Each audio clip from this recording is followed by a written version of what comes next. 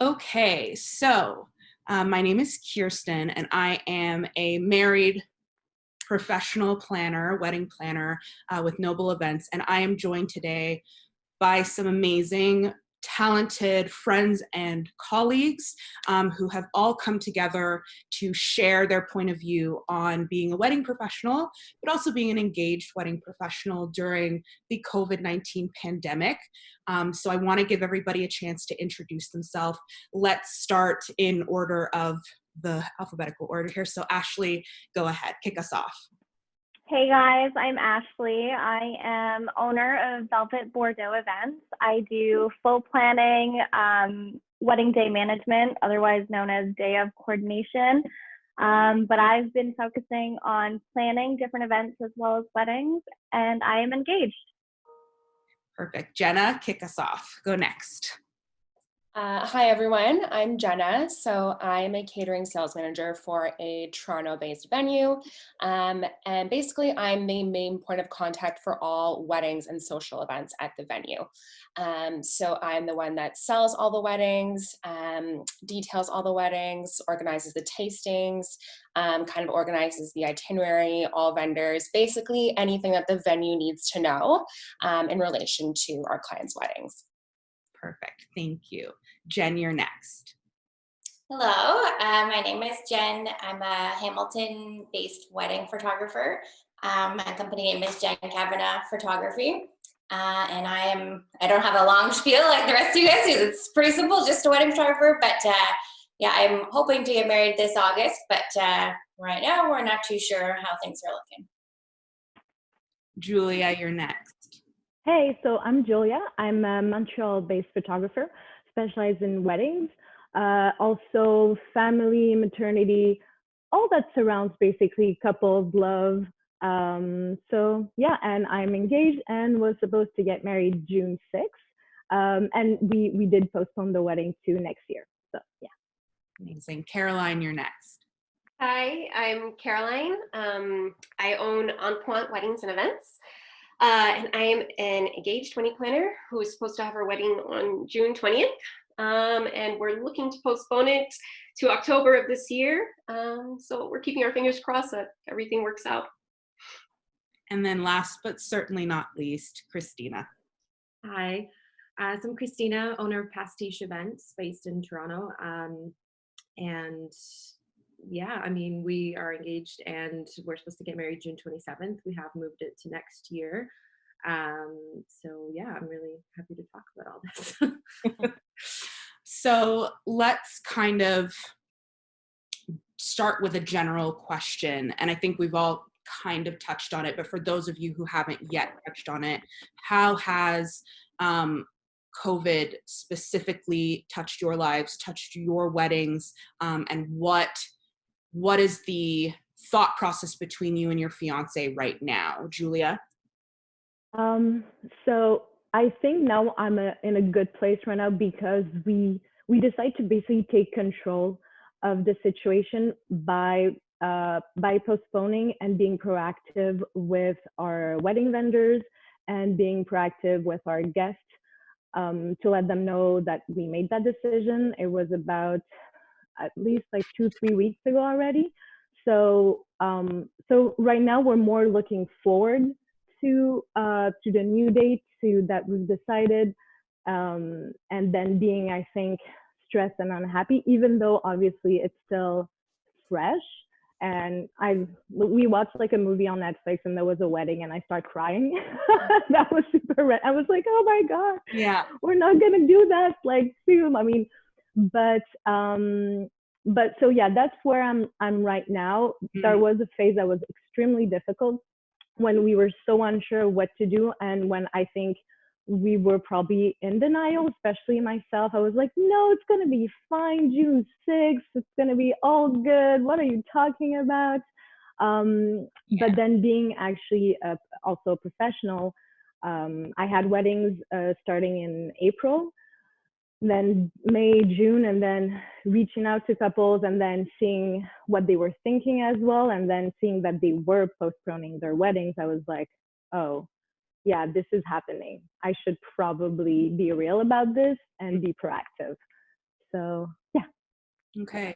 On the flip side of that, Jen, here in the GTA, what was your reaction, or what was the conversation between you and your fiance?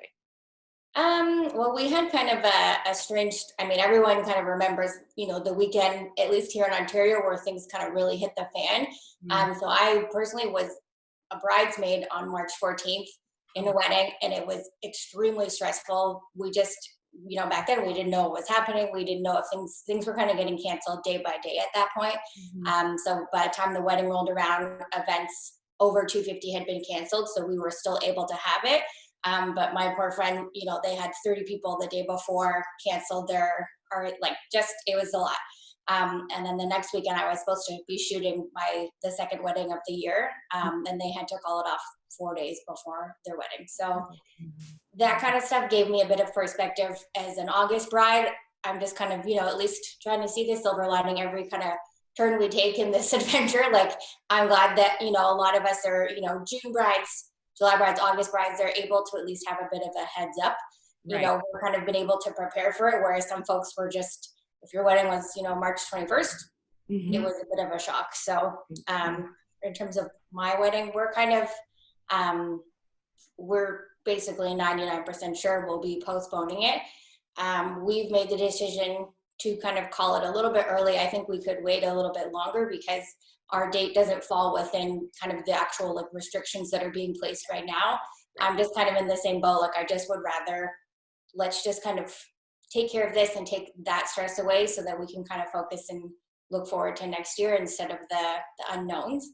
Right. So you guys kind of had all these same conversations with your partners about, what it would look like if we waited and just kind of to see what happens. So we're okay with it now, just because we've had so much time to sort of deal with it. So we're hoping we do have a good kind of, I would call it a backup plan. We just essentially have made sure that the date that our venue has offered us, all of our vendors are free for. So we're just sort of dragging our feet to make the final call, but we do have a backup plan that we're fine with, and just being kind of real about it, just realizing what's the most important. And at the end of the day, we'll get married. Maybe we'll be able to do it, just the two of us, on our original wedding date this year. That's something that we're kind of talking about, so that the original date is still special, and then just kind of celebrate next year. So.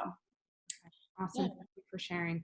I want to jump to you, Caroline, because out of everybody, at least that I understand, you're dealing with technically for you a destination wedding, but really it's going home to Miami. So especially since you're getting married in the United States, and that's a very different environment right now, and things are happening politically and with the governments there. What was the conversation between you and Jenna, and how have you guys been dealing with it? I'd say he's still in denial. But I kind of had a feeling in, I'd say maybe not the middle of March, but towards the end of March, beginning of April, I was starting to get this feeling that this isn't going to clear up. We're going to have to postpone. And I started talking to him. He was like, no, let's still wait a few more weeks until we make our final decision. And I was like, okay. By the time Easter rolls around, I was like, we need to make a decision, because that's about 2 months before our actual wedding date. So I was like, that's going to give us enough time to figure out, what vendors are going to be available. And, we wanted to still get married in 2020, at least try to. So I figured a lot of couples are going to be pushing into the fall, into, early winter. So I was like, let's try to figure out earlier rather than later if we can do this. So when I contacted the venue about postponing, there weren't a lot of dates available left in 2020. And since it is a destination wedding, we wanted to do it on a Saturday so that our guests could travel on a Friday and not miss too much of work, at least miss Friday, and then they can come back on Sunday. So, that's what we've decided right now, October 17th. And I don't know, now that, July weddings are getting canceled and possibly August weddings are getting canceled, I'm like, October's not that far behind them. So I was like, we may have to postpone again. Right. And I don't know if we have to postpone again to 2021, I think we would try to get married ourselves, do something very small with, our close family and friends, and then have a big party in 2021 with people who couldn't make it. But it is, heartbreaking that everything we planned isn't going to happen. And I remember when I signed when we signed our contract, the biggest fear we had, because it's taking place in Miami, Florida, I was like, oh my gosh, we're signing this in July. What if a hurricane comes in August or September, like right after we sign this, and then it ruins everything. So that was my biggest fear, not COVID. I was like, worldwide pandemic? What? No, that doesn't happen. But, yeah. Right. Yeah, no, for sure. And I think I'm going to move over to Khrystyna, because I'm actually a part of her coordination team, because Pastisha Khrystyna has a vision for her day. So I want to kind of move over. And I know that personally, our conversation, that this has been a struggle and that you and Nick have had conversations. So give us a little bit about your deciding factor and what you guys have kind of been going through. So I had clients dealing with postponing pretty early, like even when they were just like whispers, they kind of postponed right away. And they were people who live outside of the country. So one of them was in the UK, and then the other couple had family coming in from all over Europe, the States, and South America. So they kind of saw, the first word, and they were like, okay, we got to postpone this. So they, at the time, again, I think that's important to kind of think about at what time you're making the decision, because we're in the business of like planning for the future. And right now we have no idea when the future is and what it looks like. So again, we're just doing the best we can in that moment. So when they postponed respectively to August and September, because that seemed like a good time to postpone. So the ones who postponed to August have now postponed again to next year. Anyway, so when they started, that's when I kind of felt, okay, these are May weddings. I need to start thinking about it. But like you said, I went through all the stages of, this is fine. Like June 27th is going to be fine. Or, then just like being super angry about it, and just everything, a lot of emotions. Like you mentioned, we talked about things like family and just things that come up for you. And I think that's been a really interesting part of, I think, being, in the industry, but also being engaged, is to be able to, I think to some vendors, to really communicate the emotional part of this as a engaged couple that has to go through this. And then also on the flip side, explain to clients a lot of, I'm sure we'll talk about it later, but like, the legal ramifications, or just like the general, consensus of everybody in the industry and how we're handling everything. So explaining that to the clients. So that's been really interesting. But yeah, so personally, we did make a date because I was having just a lot of anxiety about figuring out, it was a lot of like, people have visas and how are they going to travel, and me being worried about things that, in the great scheme of things don't really matter, but it was just, me being me. So just a lot of stuff weighing on me. One of my first thoughts was, some of our grandparents might not live till next year to see us married. So how is that going to work? So I was just like not handling that very well. And we decided, okay, we'll wait like 2 weeks from whenever we had the conversation. We'll sit down, we'll look at it, we'll talk about it. And then we came to the decision that, again, just taking that kind of control and again, where we were, it was the best decision, I think, to say, let's just move it. Let's find a date. And due to, both of our schedules and family, and then me having postponements in the fall, we did postpone like straight to next summer. So and then we kind of told our families and everything, but we are planning to, I honestly didn't think it would happen on our original date, June 27th, but with some positive news this week, maybe it will still happen. But we are planning just to have like a civil ceremony in our backyard with just like our parents and grandparents. So at least, those people get to see us married and make it official, and then transferred everything else to next year. Yeah. Thank you. Ashley, give us a little bit of your perspective and what you guys have been going through.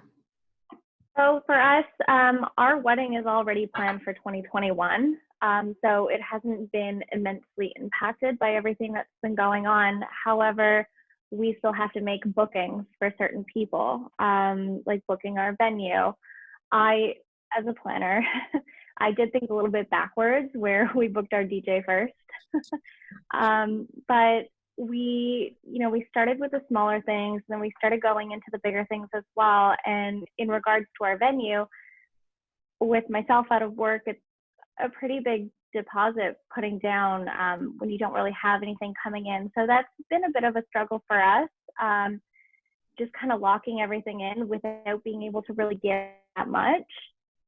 In regards to like relating to my clients, I'm a really optimistic person. I believe that things happen for reasons. You know, their perfect day was this year. I try to remind them that they can still have that perfect day. The biggest change they're going to have to do is the date. And it just kind of helps them put things in perspective, because a lot of the times people who aren't planners don't all the different steps. Like, they think of it very overwhelming for them. So I like to remind them to checklist so that they understand that, you know, this can be done, but it's something that can be accomplished and can still be beautiful at the end. Mm-hmm, mm-hmm. And Jenna, again, last but not least, we kind of spoke about your experience as well, but share with us from your point of view what you've had to deal with your fiance and the conversations you've had to have. So our wedding is scheduled for July 3rd. At the moment, so we're sitting at about 10 weeks out at this point. At the moment, we have not postponed, not by our choice. Our venue is not allowing us to postpone at this time, which has been interesting, to say the least. I mean, especially coming from someone who works at a venue, you know, does the sales for a venue. I've been really, and especially since I do relate to all of my clients at the moment, I've been really making a point to, you know, even if we're not at a point right now where we are postponing your wedding, like we have people reaching out for August, September, October, where it's just a little bit too soon to make that call. I'm also just making a point to be proactive and like, let's set up some backup dates, having the conversations as to, you know, why we're not postponing those weddings yet. And then of course, with special circumstances, kind of saying that like, we'll be able to provide some flexibility and work with people. On the flip side, with the experience with my own venue that I'm supposed to get married at, it has been a lot less flexible, which is kind of tough. I mean, I do understand where they're coming from because I work for a venue and I totally get it. I totally get how crazy things are right now. But realistically thinking as well, you know, our wedding, we're inviting about 300 people, and it's supposed to take place July 3rd. Like realistically, even if the economy does open back up again, let's say beginning mid-June, realistically, do we think it's feasible to have an event for over 200 people? Probably not. Right. So right now it is just kind of playing that waiting game, which I understand does kind of have to be done at this point. You know, we're all just kind of waiting for news from the government to kind of know our next steps. But it's frustrating. And, you know, I am losing sleep at night, kind of just wondering whether we're moving forward or not. But at this point, all we can really kind of do is be hopeful, you know, kind of make educated predictions on whether we think realistically it will be moving forward on July 3rd or not. We're thinking most likely not at this point, but yeah, still just playing that waiting game right now. Right. So for my planner specifically, what has been the feedback from your clients? What has been the conversation from clients, especially in regards to vendor relationships? Ashley, you were kind of talking about this already, you kind of touched on it, but can you expand a little bit about, you know, what clients are really feeling towards their vendors at this point? So for the most part, a lot of my couples are very understanding. I explained to everyone, we're all in this together. We're all affected by it in some way. And I believe in showing vulnerability because that allows people to see you as another person and not just someone trying to take their money. So for majority of my couples, they are very understanding. I have had a few feel as though vendors are trying to take advantage of them because they aren't returning deposits that are non-refundable. Right.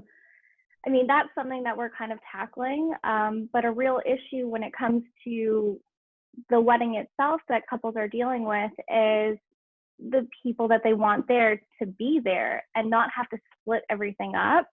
I've had some that are willing to keep the original date and throw the party later. but it just comes down to them wanting to be with their friends and family and wanting to celebrate with everyone. So that's a major obstacle that I see a lot of couples facing. Okay. Khrystyna? Yeah, and I think people touched on this too, but I think there's like these like extremes where there's like early June weddings that are like holding on for dear life, thinking like by some miracle this is still going to happen, and then there's November couples who are freaking out and wanting to cancel, and then there's everybody in between. And I just think like I know we're talking about just Jen for August, like waiting. I mean, at this point that's like all you can kind of do is like just kind of take it week by week, even though Jen was saying, like July 3rd, you probably know you can't have 300 people, but they're not letting you kind of make a backup plan yet. So there's all these different things that are happening. I mean, my clients have been very, I've been lucky that they've been very understanding, and they kind of approach it, I think, in the order that they should, and just kind of making sure that everyone's available, not just like, sending out a date saying, hey, here's our due date, like, hope you can make it, Right. I think has been happening to some people too, but no, like they are approaching it, I think, in a very good way. And just, again, me knowing the emotional side of it, I'm just like constantly trying to tell them like how much I support them and how they can come to me with any of that kind of stuff as well. But as far as deposit, it's been such an interesting conversation, because I started, even with my clients in October who have asked, what if we do need to postpone, like, what's the plan, or like, what's in our contracts, and can you help us look into this? Or like, have you been dealing with the venues already? Like they are asking it, but they're not ones to right now say, we're still booking vendors for October. Like they're not ones to say, okay, let's like do it now. Which is I think how we should be approaching it right now, because again, even though we can't see into the future, I do think, things will have to open up, and I think fall weddings will happen at this point. Like that's just like, what we're all thinking. But yeah, as far as just approaching that conversation of saying, just so you know, like your deposits are deposits, they will not be refundable. Everybody is very, like you said, actually working together and just kind of really trying to help everybody, move things and be as reasonable as they can be. But at the same time, just explaining that, we're people behind these businesses too, and we're personally just as affected as everybody else, and, with our work and, health and family and other things. So, yeah, just sort of hitting that home that we are in this together and we do understand. And I think they do respond very much to the fact that I am an engaged wedding planner telling them this, and now them knowing I've postponed. We do really appreciate, I think being told kind of both sides of that. And Right. And Caroline? I mean, just from my own personal experience, the venue itself was actually very nice. When I had contacted them in the end of March, the middle of April. Mm-hmm. No, actually, I did contact them the end of March to just ask, like, what is, with everything that's going on, like, what's the procedure, what are the policies? Right.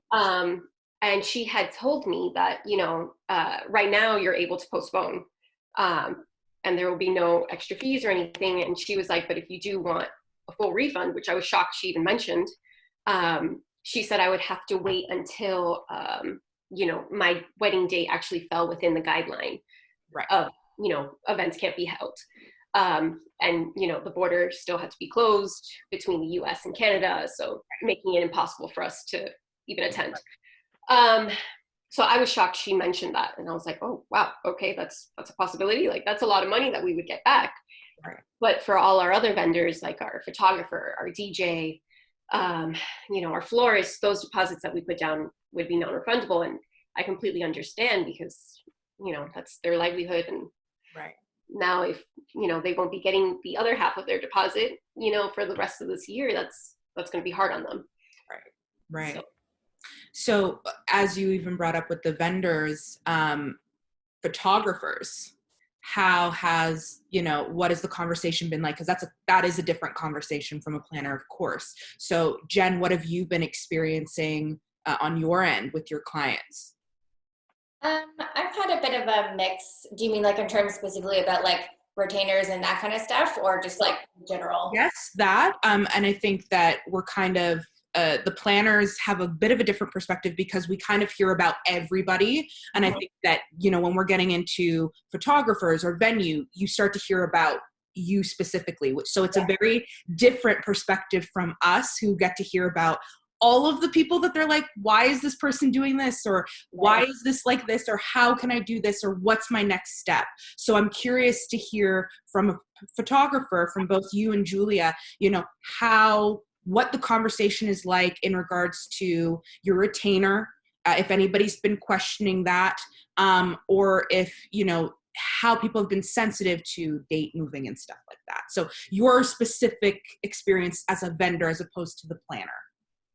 Yeah, so and for me, like with my experience in my business, I would say that I actually don't have planners that I'm working with for a lot of my weddings. So sometimes I'm not doing planning obviously, but I do get confided in quite a bit. So I do know, like, you know, what's been going on with me and my clients, but I also have been hearing from them. Mostly it's about, I know a lot about the venues, and because normally they're talking to me and their venue, we're kind of the main ones that they're trying to work with in terms of dates. Right. So it's been, some of those conversations have been really surprising.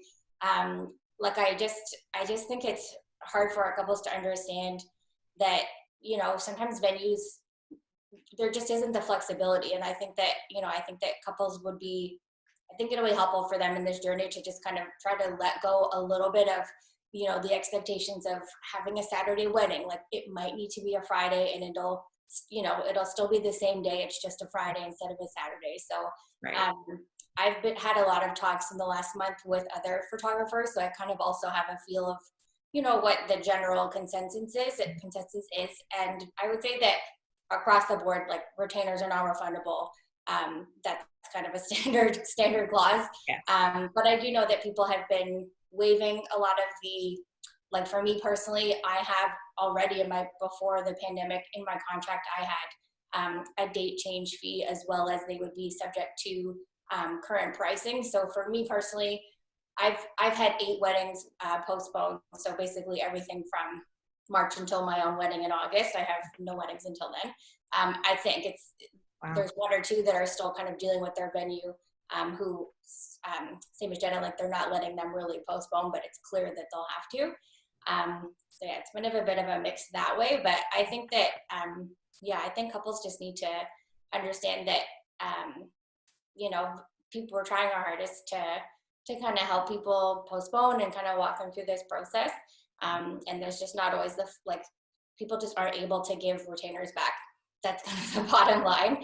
And I had a few, you know, some comments about, not to me specifically, but about their venue. Like, you know, I wish they weren't as money driven, and, you know, I'm like, these people might lose their venue. You don't know kind of, you know, financially where businesses are at if they just bought a new venue or they just did a massive renovation. Like they're, you know, I think it's a mistake to assume that anyone is going to be making a lot of money through this process. Like if they're keeping your retainer but losing the rest of your business, like we're not coming out ahead by any means, you know? So I think that's important to understand, like no one is making money from this. Like we're all struggling, and that's just kind of the bottom line with retainers and stuff. But there's been photographers who are doing, you know, charging a premium to change to a Saturday. There's kind of all sorts of different policies being kind of made up on the fly. But I think the major thing that I've taken away in terms of like helping couples postpone is, you know, a lot of photographers are telling couples, you know, make sure you postpone so that I can be there, but you can pick like a Friday or a Sunday. And it's like, it's just not that easy. Like my venue has only given us 1 weekend to choose from. That's it. Luckily it works for us, but you know, that might not work for another couple. So I think that's just something to keep in mind. Like there's so many moving parts, and even if couples want to, you know, keep you there and book with you, they often don't have options for dates. So. Right.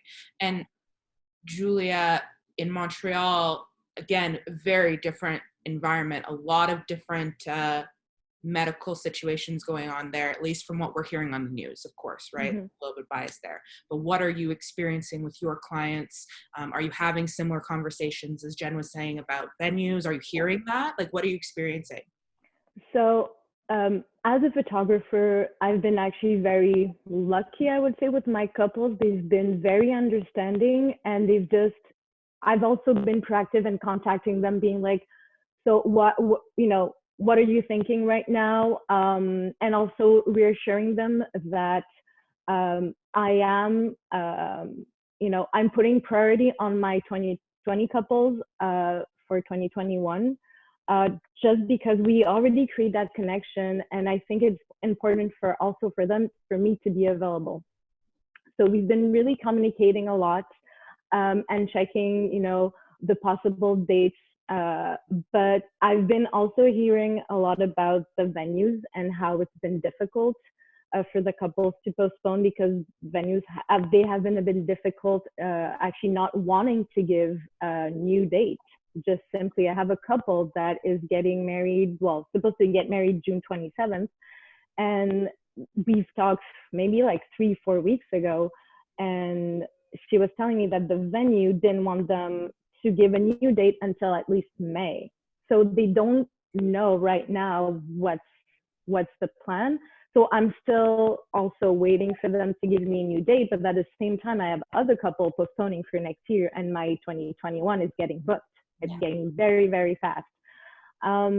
So I try to be flexible. I try to be understanding, and it's not hard because I totally understand. I am in their shoes. So that's also been, I would say, helpful. And my couples also know that I was supposed to get married. So we have that conversation, and they also ask about my wedding and how I'm doing. And I think that's been very nice. I would think the positive side of this is that we, yes, we are businesses, and it's very important to our livelihood. And for sure, money, it is important, to pay our bills and everything. But at the end of the day, we are all humans, and we have feelings, we have struggles, frustration. And I think it's important to have that conversation with our couples. Like I said, I have been very lucky. They haven't been, for the retainer, I am not, giving back the retainer because it's a retainer. But, it hasn't been questioned. Like I had they asked me, they're like, so what's your policy? If we postpone or if we cancel? I had those questions many times. And obviously canceling is not the same thing as postponing. Those two different things. And I've been very clear on what my policy is. And, so far it's been great. So yeah, but I think, like I said, communication is just really the key here. And, email or phone has been brides calling me and asking me, for advices, and it's just so important to be there and to let them know that we are there for them as well. I think that's really, really important because, like you said, we are all in this together. It's not just one person. It's like everyone has been affected by this situation. So it's hard for everyone. So, yeah.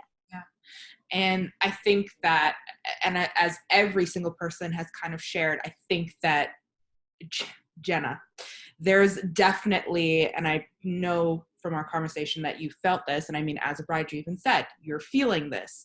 There's a real iota on the venue. There's a huge pressure on the venue to, I don't know what the right word for it is, but I think pressure is really just the blanket statement that kind of encompasses it. And so at this point, I really think it's important to hear from you. What has your major experience been? And what are some of the things that you either feel that couples don't necessarily have the perspective, like they don't necessarily understand, or things you want to remind them of from the venue point of view? Yeah, I would say probably within this whole industry, the venues have probably been receiving the most pushback from clients, absolutely. For a few reasons. Generally the venue tends to be the largest investment for a wedding. That's where you're spending the majority of your money. So looking at that, your deposits are likely to be, drastically more than your other vendors. Also just looking at the venue's kind of the essence of the event as well. You know, like that's on your invitations. That's where people, that's kind of the first impression with your wedding when people see your invitation is, oh, they're having it at this venue. This is what I've heard about this venue. All those types of things. So it's been difficult. You know, a lot of people are understanding. A lot of my clients know that I'm also in the same position as them, and I'm really trying my hardest to, you know, provide as much notice as possible and to provide as much flexibility as possible. That being said, my hands are definitely tied when it comes to things. I don't own this venue. I'm not the one that gets the final say in terms of deposits and postponing. So yeah, I'm really doing my best to communicate with clients. You know, I'm getting emails on the daily, even from September, October, November weddings, just kind of, you know, wondering what are their next steps. They know that they're still a while out. They're not really first priority at this moment, but like, what should they be doing in the meantime? I've really been making a point to connect with clients over the phone. I just think it's so much easier to kind of have that person-to-person connection rather than kind of going back and forth in email where things can kind of get lost in translation. So I've been finding that definitely having the phone calls is really helping me out, it's helping the clients out, and it's really just you know, making them aware that I am here to help them. I know exactly what they're going through, and that, you know, there are certain protocols that are in place right now, and really we are just waiting on to hear from the government too. Like, they are really the ones that are deciding essentially whether your wedding should be postponed or not. So at the moment, the government, in terms of private events, has only had a regulation up to May 12th in terms of any events over 5 people. So anything up until that point, absolutely we're postponing. Even further out than that, up until about end of June, we're absolutely having those conversations. Anything July, I mean, still kind of a gray area, as you can even see with my own wedding. We're still kind of not at that point where we're able to postpone. But like definitely August, September, October, you know, it really is just too soon to say.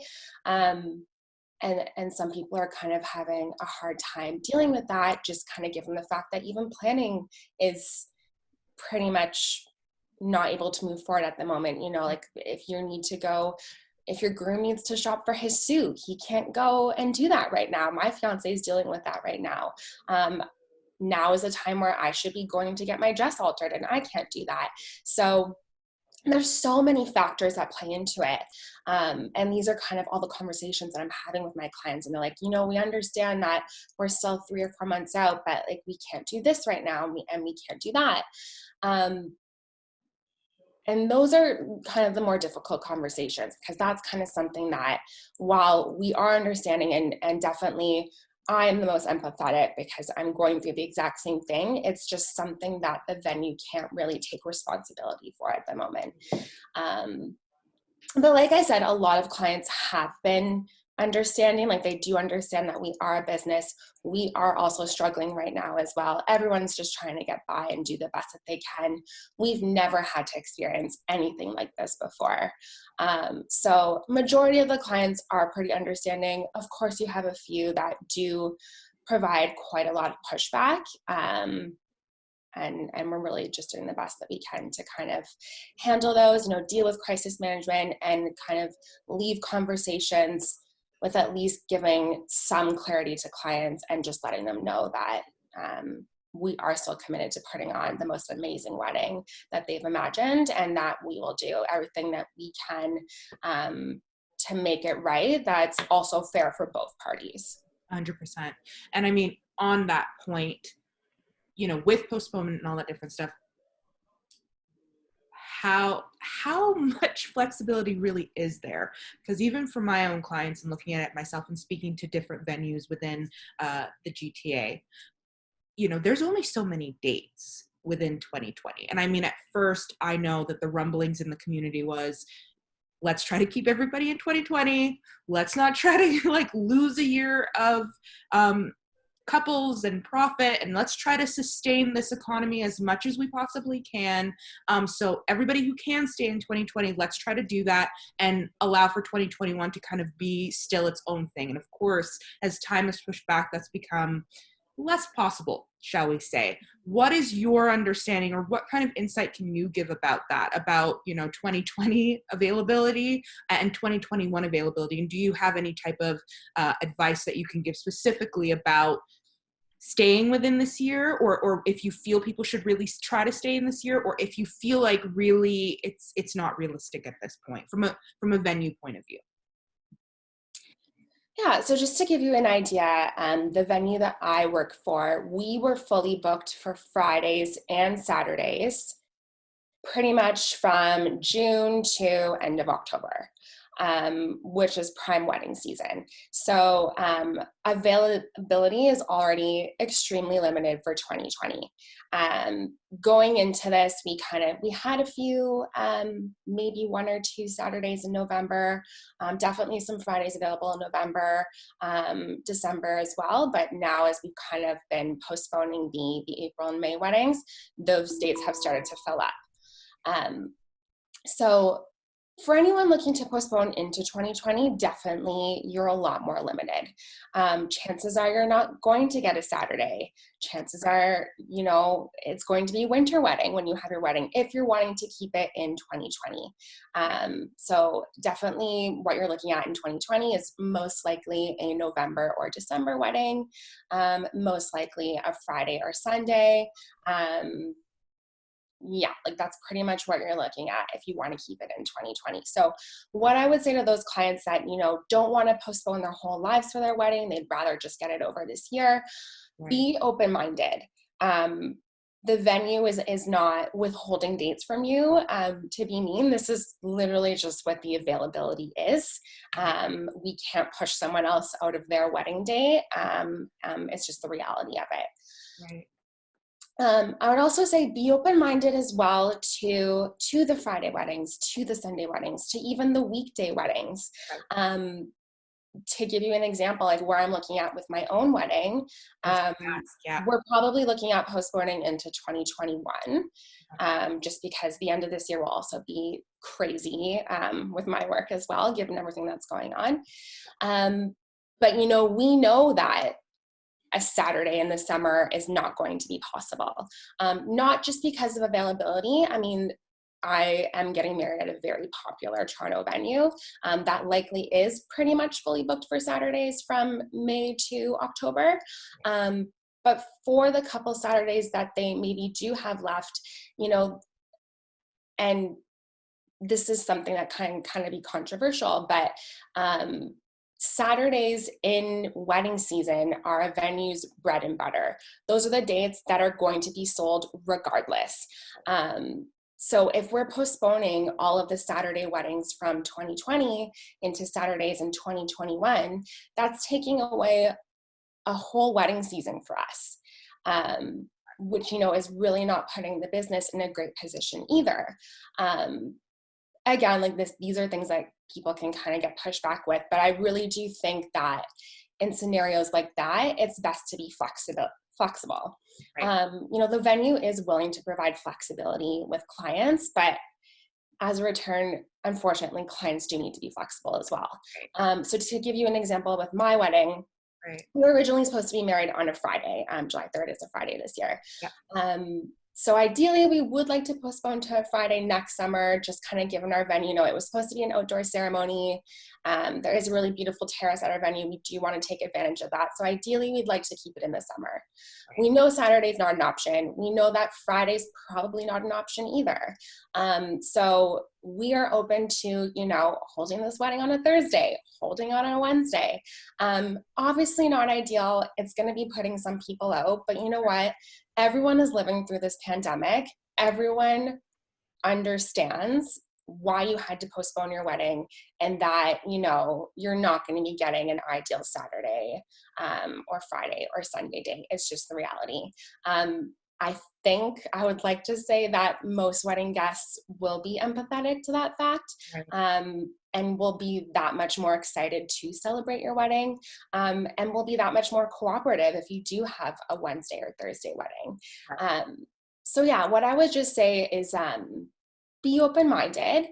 Of course, every venue is different. Some venues are providing more flexibility than others. There's kind of a whole range as to what venues are offering.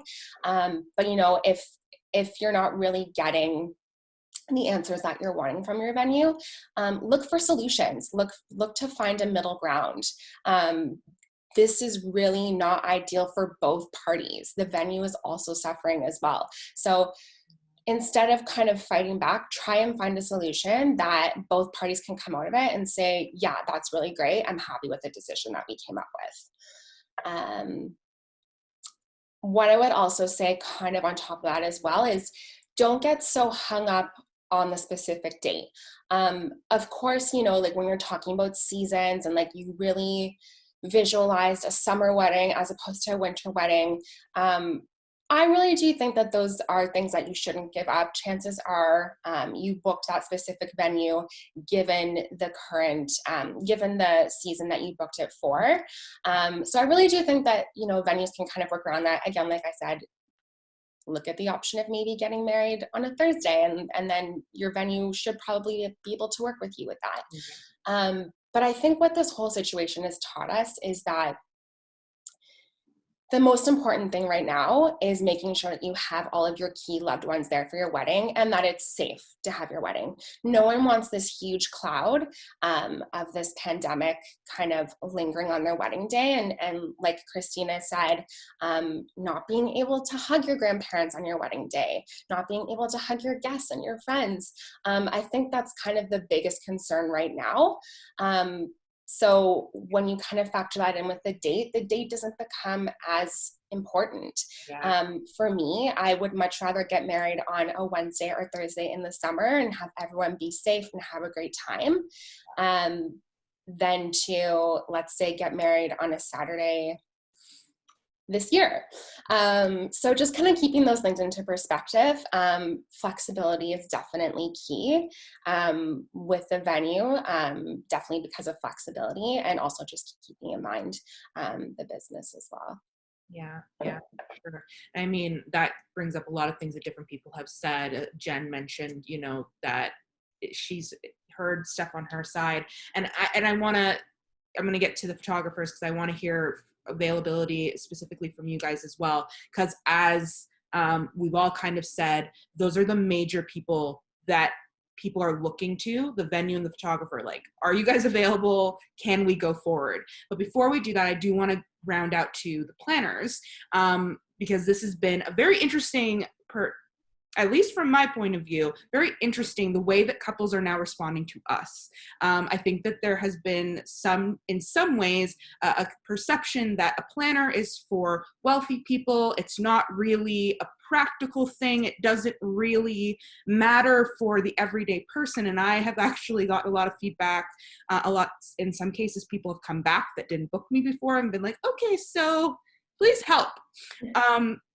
So I want to turn over to the planners now. Khrystyna, you actually put out a post the other day, which I thought summarized this really well in terms of 2020 and 2021 and how dates are booking, and we now have to prioritize these couples. And it's, again, very different for us. So Khrystyna, give us a little bit of perspective on that in terms of dates and availability and what you would kind of suggest to couples about going ahead with booking things or not booking things, your perspective on that. Yeah, so just to give you, again, I'm sure everybody did this too, but I planned my wedding so well that I, very specifically, obviously blocked off, I didn't take clients for specific dates before and after my wedding. We planned almost a month-long honeymoon to Italy in September. So September being one of the prime months, I didn't book people for that. So all these factors, my fiance's business, just everything, fit into the calendar so perfectly, which now obviously just got thrown out the window. So having a new date now for next summer means we just have to consider that again. So I had some clients already for next summer that we were doing full planning with, which means I had a solid date. But now that more have been you know, it was kind of on that cusp of more wanted kind of moving to summer weddings next year. And I didn't know yet what my date was going to be because we weren't figuring it out yet. So that was a big concern for me. You know, I'm going to move you, but I might not be able to even do your wedding because I'll be getting married and I can't, you know, depending on the service. With full planning, it's a little bit different because we have so much time and we usually have it in advance. But with the month of coordination, you know, I can't take on a client who's a week after my wedding because that means, you know, the month before I'm kind of focusing on my own wedding. And, you know, I will, and that happened last year. I had to say no to so many clients because I just couldn't handle like knowing I can't be there 100% for them. So that's just not something I was going to commit to. So with like just not knowing dates, like it's just, it's a very weird time, like again, just on so many levels, but now, you know, I think I've just had to change it. So I think I had given myself a month before and a month after this year, and next year, I think 2 weeks after my wedding, they start like weekend after weekend, just because it's the way, you know, and I've been lucky that they've been wanting to like accommodate and to know, you know, me being one of the ones that they wanted to keep on the team and find a date that way. So it's already, you know, the prime, you know, summer dates already booked up, and there are people who just naturally, you know, would have thought to want to get married next year. So today I had an inquiry that's been the first inquiry in a couple of weeks, because I think people are just very much spooked and they don't know, again, into the future, they don't know what's going on. But I definitely think I've had, you know, fall clients message me in, you know, November saying, what do we do? Like, and I'm saying, you know, book your people. I mean, ask them their policies, you know, educate yourself on what those policies are from your vendors. And if they have that in writing that they're going to let you postpone, if, you know, we get to whatever date and we feel that, you know, you won't be able to have that wedding, they'll let you postpone, and then you'll just deal with it that way. But definitely book things, because people are postponing to those November dates, like Jenna said, or next summer or whatever. So you're just not going to have those people. So definitely for next summer, all of my clients right now, our concern is just to like book their, you know, if they have their date, they have their venue, we need to just book the team, because again, the photographers and everybody is just going to be completely booked up. So it's sort of, you know, I know people are worried and they kind of don't know, but if you think you're getting married in 2020, you absolutely have to be booking your team. And like I said, just be, like, educate yourself on those policies, but just be, just know that that's kind of the commitment you do need to make to keep planning, because that's just, you know, the rest of the world is going to keep doing it. And all this, you know, all these postponements are going to keep happening for this year. So it's just the nature of what next year is going to be like. And it is very scary, because I mean, a lot of us, I think this is what people forget, you know, even venues or whatever, like we're just all very small businesses. So when people hear on the news, you know, small business support, a lot of it just doesn't apply to us because of the way we are. So, you know, if you want us to exist in 2021 to give you that service, we have to survive through 2020. Like it's true. And I think, you know, Jenna talked about the venues, but I think and about flexibility, and it's amazing. It's just what I've been seeing is, you know, there's a reason why some venues just can be way more flexible than others. And if you know, if it's super popular venue that's having, you know, 3 weddings, you know, a day, like 5 days a week, like they're obviously trying to focus on a very technical sort of government, you know, government-led response to say, okay, we cannot be physically having weddings in the next 4 weeks. So that's what we're gonna, you know, at a time deal with. Right. I think they have to do that. They have no other way to do that. And I think obviously because it's so emotional, people don't really understand it that way, but that's what people have to understand. Like that's why your venue is not letting you deal with it yet, because they just can. And then, you know, it'll just open the floodgates to everybody else. Right. But then on the other hand, there are venues that are just, you know, sure, we have Saturdays, you know, next summer and we can absolutely move you. So, you know, that's great. But they might be having, you know, 1 wedding a week, and, you know, it's just completely different. So, yeah, definitely just being open-minded on that. And Yeah. Caroline, I know that similarly to Khrystyna, you have focused on your wedding. You focused on really making that a priority this year and building your business in the background of that. How for you are you thinking about and encouraging clients specifically to interact with yourself as a planner, with other planners, and with vendors and venues in regards to booking 2020 and 2021 and that perspective? What are you advising? Um, you know, so like you said, I am fairly new to this industry. I launched my business in October of 2019. So I didn't have many of my own clients this summer, which I thought was great because then yes, I could, focus on my own wedding. Right. Hence why I kind of want to keep it in 2020 because I don't have so many of my own, and 2021 is going to be a very busy year in the wedding industry. So, I want to keep my calendar free so that I could take on clients and help them through this process. So, I mean, if right now I'm trying to, put out there that, I will help with postponement and, if you hadn't had a planner and you would like one now to help you throughout this process and maybe just do a month of coordination, month of management, like, sure, I will help assist you with that. But, if you want to stay in 2020, I think we should still try. But, if you can move to 2021, I think that's great. Go ahead and do that. And I'll be here to help you in 2021. Hopefully, I would like to, Right. have my schedule free because I took off. My wedding was supposed to be in June, so I completely didn't take anything for June at all. I was going to fly home to Miami and be there the whole month, and then we were going to go on our honeymoon straight away Right. To French Polynesia. So we would have been back in, the middle of April. And I was like, okay, great. That's right, in the middle of wedding season. And I'll be back to help people, help assist you with weddings and other people, other wedding planners that I'm Right. helping. So it was great, but now everything's kind of been pushed back. So Yeah, 100%.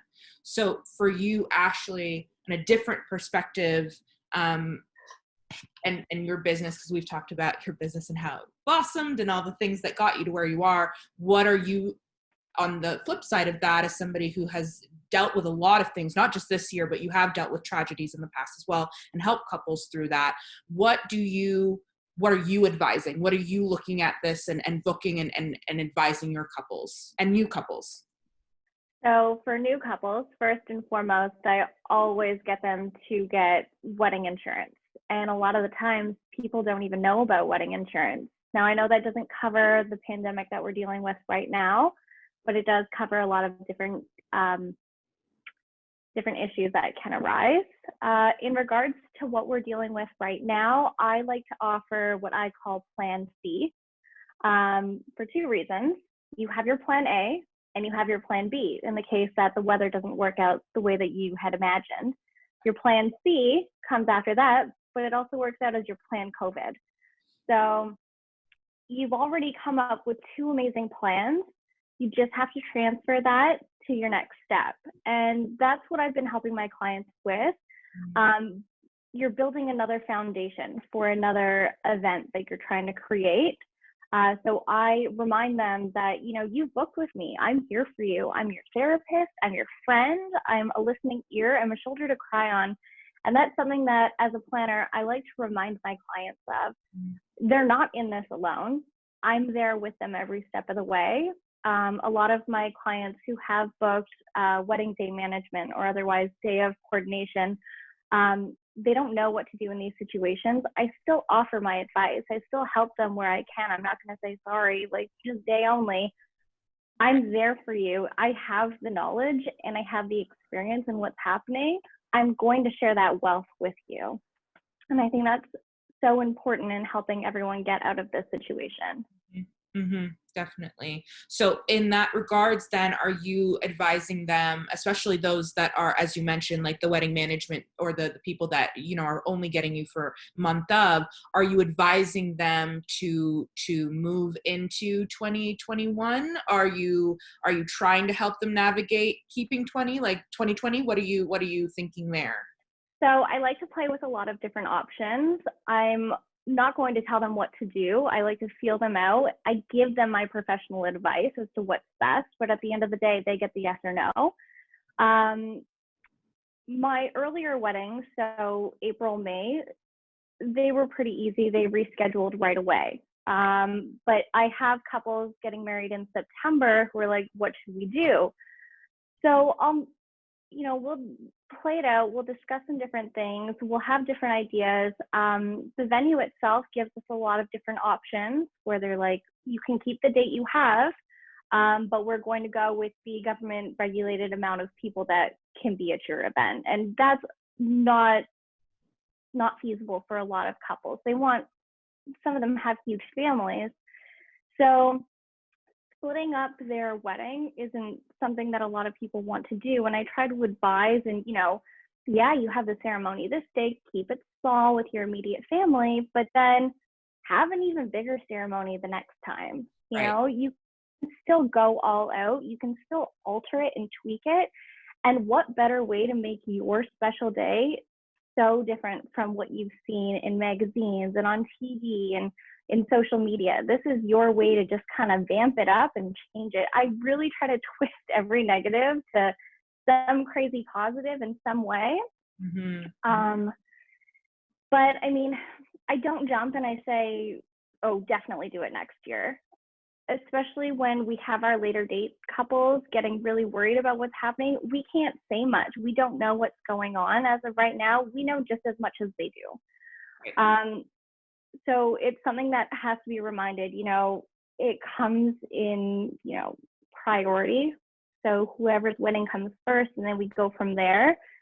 But I give them options, you could do it a later date and have a really great winter wedding, or you can have it next year and try to do that same fall wedding that I know you had your heart set on because you love the color of the leaves.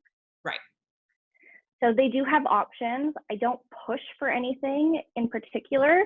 I do offer advice and let them know that no matter what they pick at the end of the day, they can still have that dream wedding. Yeah, 100%. So switching gears a little bit. So Julia, from the point of view of the photographer, which again is one of those major vendors that people are like, okay, I've confirmed this with my venue, now I need to know, can you be there? Because as you even mentioned earlier, there's a huge connection that happens between the photographer and the videographer in some cases, but especially with the photographer. What are you kind of advising? And you kind of touched on this a little bit earlier, but go into it a little bit more in regards to, 2020 and 2021, and if you're, the limited availability, how it's affecting you and how you're kind of advising your couples with that. So it really depends on obviously every couple, but some have been offering me different dates and being like, are you available this date, this date? At first, what I advise them is to obviously check with the venue. That's the most important part. Check with the venue, what are the availabilities? And then come back to me, and if you can maybe have at least 2 different dates, 3, the more the better, obviously.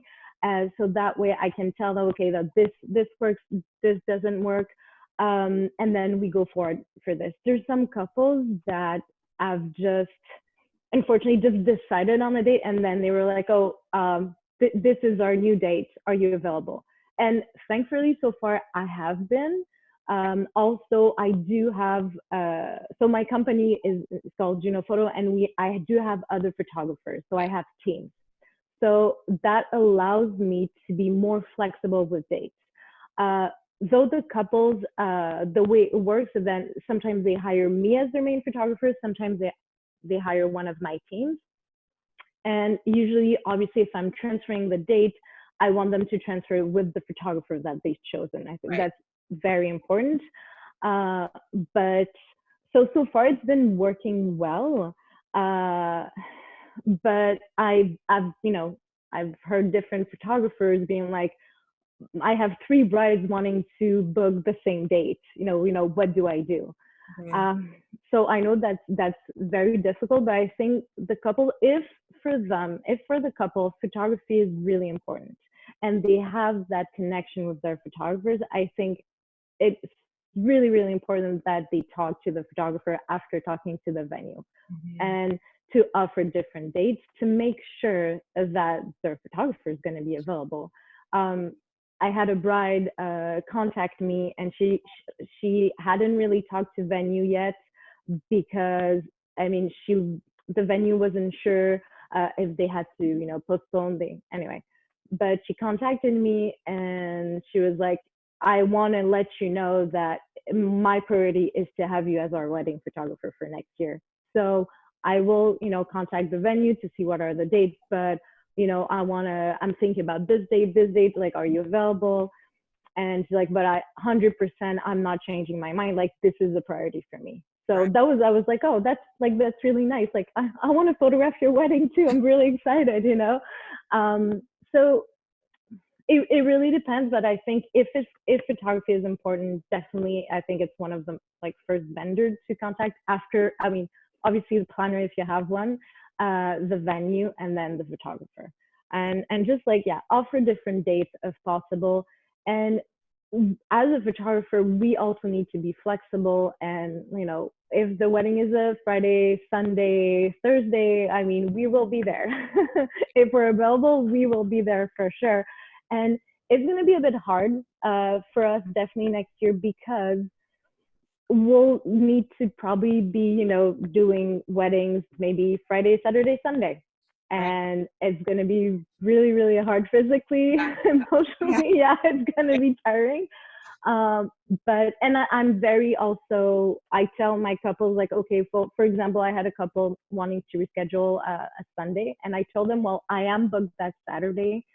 If that's the only date you have, I will be there 100%, but just letting you know, I do have a wedding the day before, just so they know. So ideally I tried, and like, maybe if you can find another date, that would be ideal, but if you can't, I will be there, of course, 100%.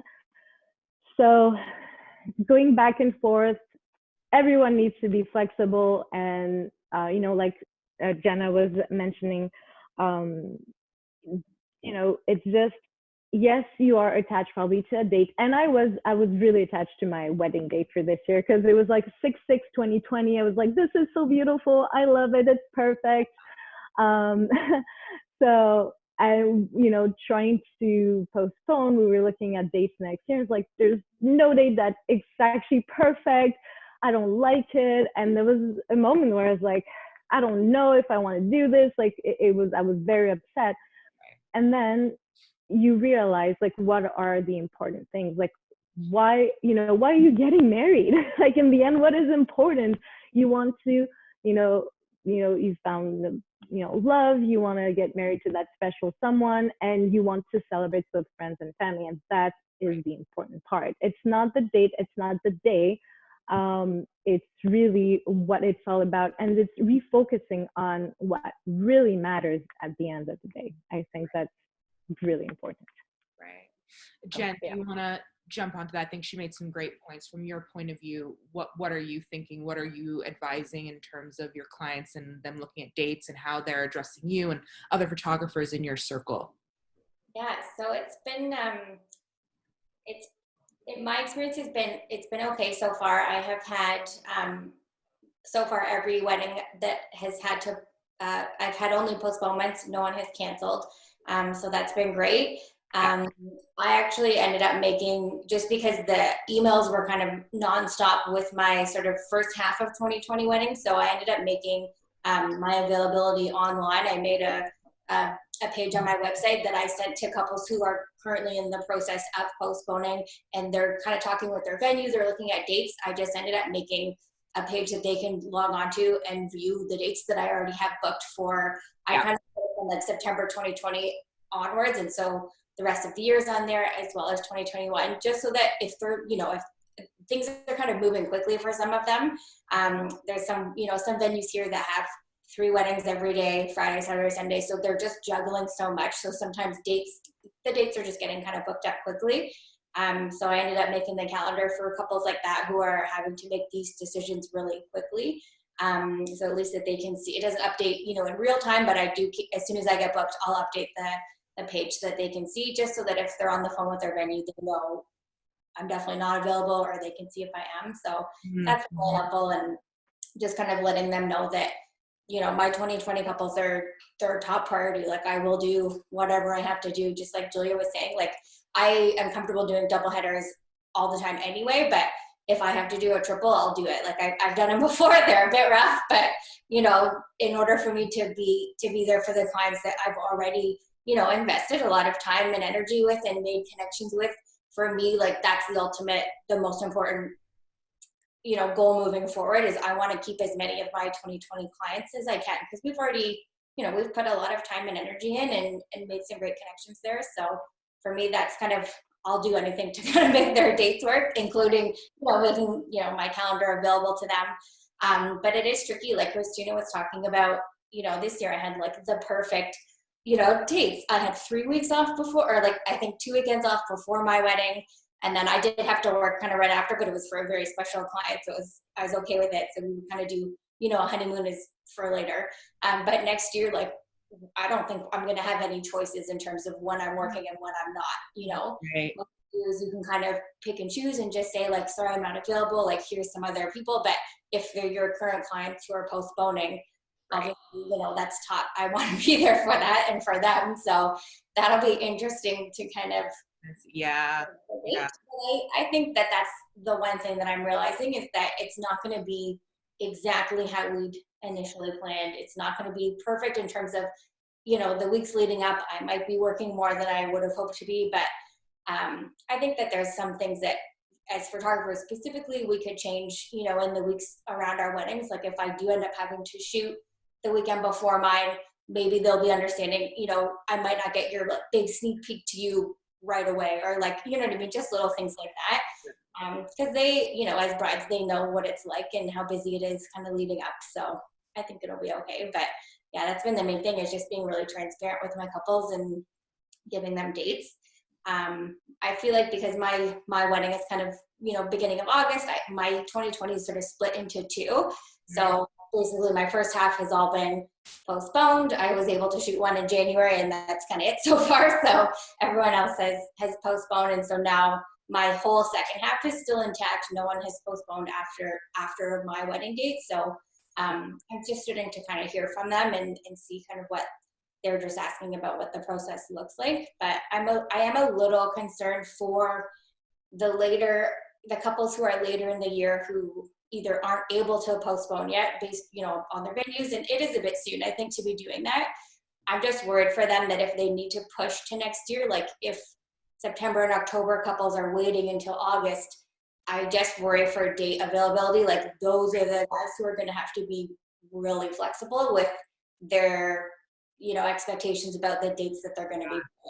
Because it's just going to be like, it's just kind of it's all going to, climax at that sort of time of year. Like anyone who's trying to get into September and October for next year, but they're waiting until later this summer, it's going to be a little bit sticky. So Yeah, I think that that's a really good point.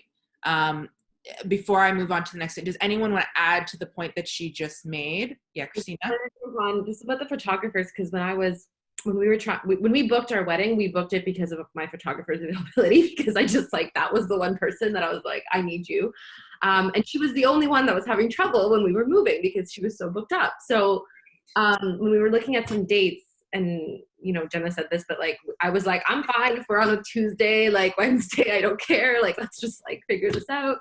And she had told me, okay, that's fine. I can do this Tuesday, but it's I have 3 days in a row. She was already shooting, and she was like, I'll do it. I'll be there. And I thought about it, and I was like, listen, you're not going to you're going to just be exhausted. The fact that that photographers and other vendors are even offering this is showing right how hard we're all willing to just make it happen for you. But again, you have to think, okay, how, I know what I'm like after a, 12, 14, 16 hour wedding, but for photographers too, when they're just there and on for every single minute of their entire day, after 3 days of that, how is that person going to be? And do you really want to put them through that? And are they, it's just, yeah. So we ended up finding a different solution, but it was just it was amazing that people are even offering this and saying, yep, you know what, I'll figure it out. I'll, just make it there for you. But it's so hard. And I think people need to see that, how hard people are trying. Yeah. I think that is 100% true. And I think that also the thing that a lot of, I'm thinking back to my own wedding, and I'm thinking about, being now on the other side of it, because I became a planner and I went into weddings after I got married. So it is such an interesting perspective to look back at my wedding and go, wow, there's a lot of work that all of my vendors did before the day. There's a lot of work and thought process and planning and coordination. There is a lot of time. So to even expand on Khrystyna's note and Jenn's note, and all of your notes, really, it's not even just about showing up 3 days in a row. It's 3 days in a row on top of months of conversations, thought processes, planning. I mean, even for the photographers, I know that sometimes you guys scout different places, you go different places, you investigate stuff. I know for planners, we do the same. We go to, like, it is not just showing up on the day. And I mean, don't even want to get into the venue people. You guys are there every day, all the time, dealing with everybody. And then you show up on the day and you're helping us as the vendors, you're helping all, and that's why it's so important for planners and venue coordinators to work together so closely, in my opinion. But above and beyond that, the point that I'm trying to make is we all work hard, and it isn't even just the day. It is months and months and months of time and energy. As soon as you book us, as soon as you are our client, we are like putting all this energy and love and time into you. And I mean, Jenn and I had this conversation even just privately. It's like, it's why we're a part of it. It's why we do it, because we love it so much. And so that's why, to Khrystyna's point, we want to do as much as we can to help you within, as we've all said at this point, the flexibility we have available, right? And Khrystyna, go ahead.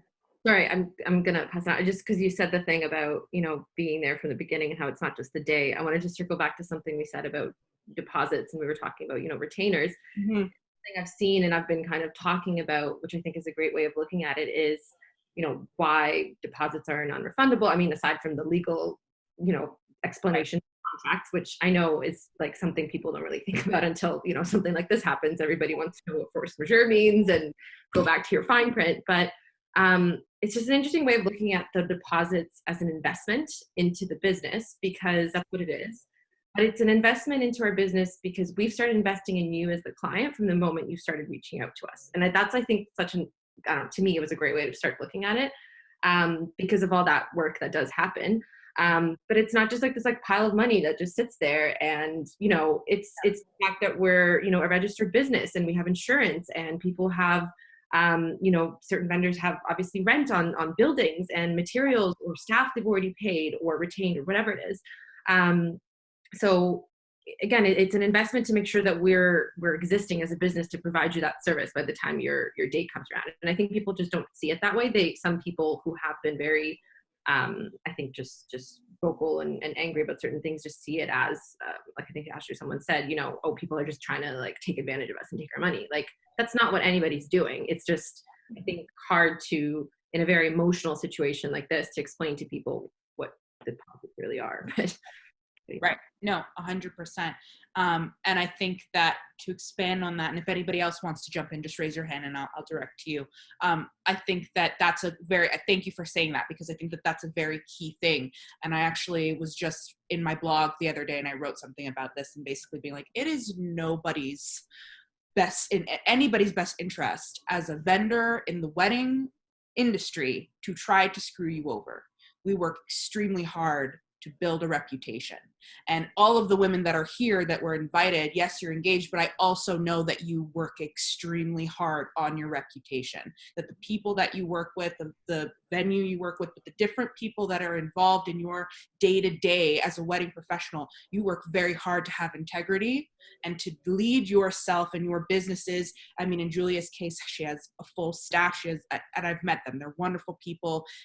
They are all working towards being somebody that you deal with integrity and grace and love. So nobody, at least that I associate with, is coming at you at any point from this point of view of like, oh, I just need to like grab money. The only thought process really where we get concerned is like, if I lose you, yes, this could have a negative effect on whether or not I can pay rent. That's a real thing.